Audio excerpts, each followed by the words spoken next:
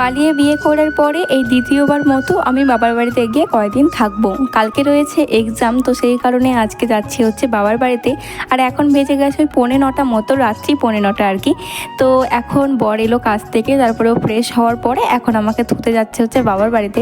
আর তোমরা তো জানোই আমার বাবার বাড়ি শ্বশুরবাড়ি একই জায়গাতে, যেহেতু আমাদের বাবার বাড়ি থেকে শ্বশুরবাড়ির 2 মিনিটের রাস্তা, তাই তাড়াতাড়ি করে বেরিয়ে পড়েছিলাম রাত্রেবেলাতেই। তো বাবার বাড়িতে এসে দেখি মা রান্না করছে, দিদি জামাইবাবু গল্প করছে। হঠাৎ করে আমার বাবা আমি বললো যে এই দেখ গা তোর গাছে ড্রাগন গাছে ফুল এসেছে।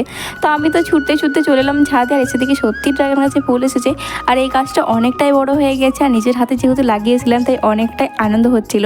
তো যাই হোক, এখন বড় আমি দুজনে মিলে একটুখানি আদর করাকরি করছিলাম, যেহেতু অনেক দিন আমরা আলাদা থাকবো। তো একটু মনটা তো খারাপ করছিল। আর এদিকে দেখো বর এখন খেতে বসে গেছে। আর আজকে রান্না করেছিল কলার মোচা, আর করেছিল হচ্ছে পাঁপড় আলুর তরকারি, ডিম ভাজা, আর করেছিল হচ্ছে ঢ্যাঁড়স ভাজা। তো এখনও বাড়িতে চলে যাচ্ছে। তো ভিডিওটা কেমন লাগলো জানিও। Bye bye.